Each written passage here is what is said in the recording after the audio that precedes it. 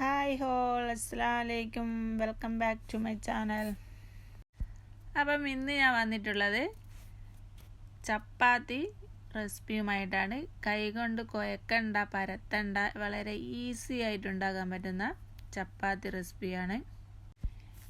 Video നിങ്ങൾക്ക് ഇഷ്ടപ്പെടുകയാണെങ്കിൽ എൻ്റെ ചാനൽ സബ്സ്ക്രൈബ് ചെയ്യാനും ബെല്ലൈക്കൻ്റെ ഹോൾ എന്ന ഓപ്ഷൻ ക്ലിക്ക് ചെയ്യാനും മറക്കരുത്. അപ്പം നമുക്ക് വീഡിയോയിലേക്ക് പോകാം.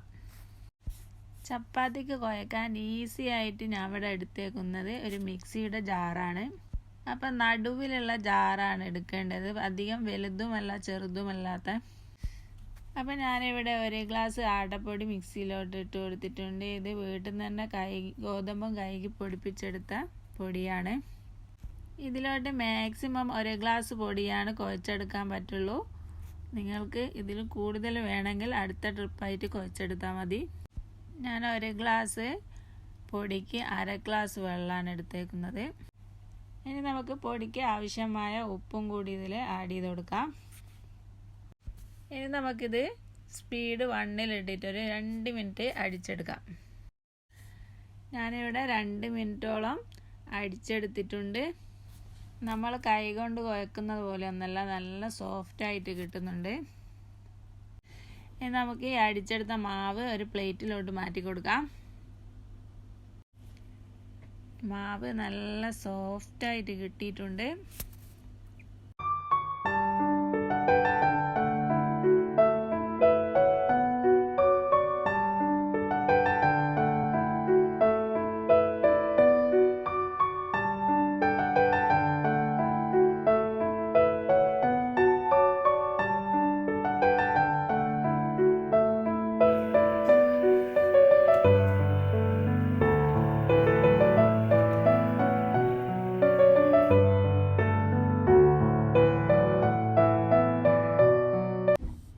നമുക്കിതൊന്ന് ബോൾസ് ആക്കി എടുക്കാം.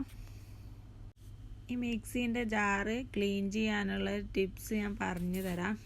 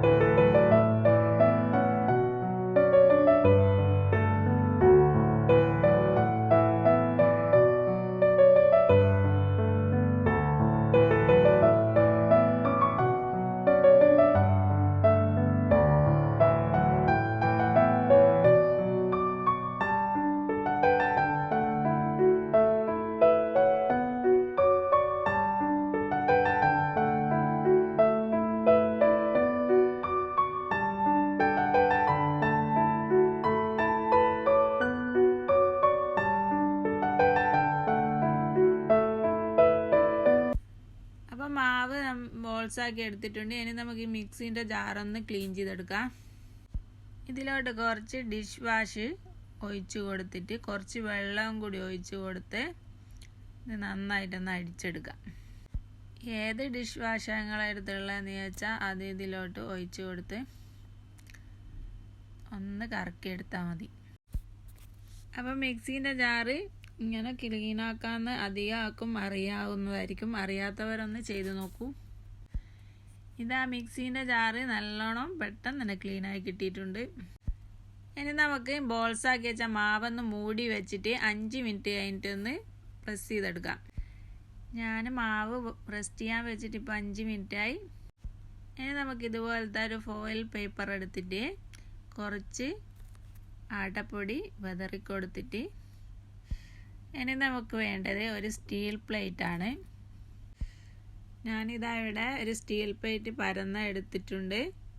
ഇനി നമുക്ക് ഇതൊന്ന് ചെറുതായിട്ടൊന്ന് പ്രസ് ചെയ്ത് കൊടുക്കാം. സോഫ്റ്റായിട്ടുള്ള മാവായതുകൊണ്ട് പെട്ടെന്ന് പരന്ന് കിട്ടും.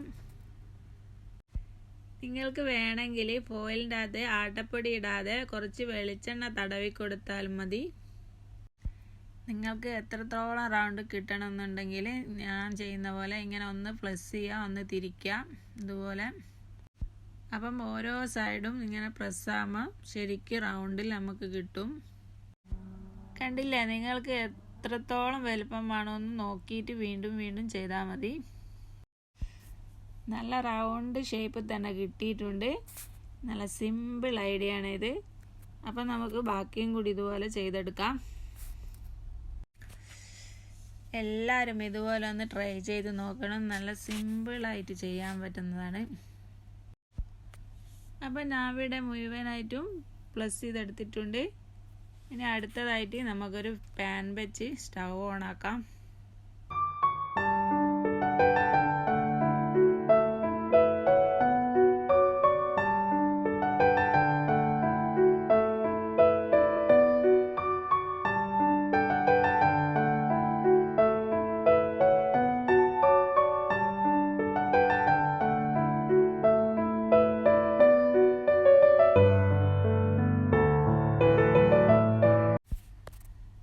അപ്പം ഇതാ നല്ല സോഫ്റ്റ് ആയിട്ടുള്ള അടിപൊളി ചപ്പാത്തി ഇവിടെ റെഡി ആയിട്ടുണ്ട്.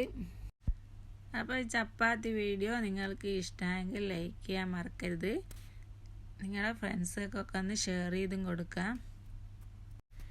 Thank you for watching.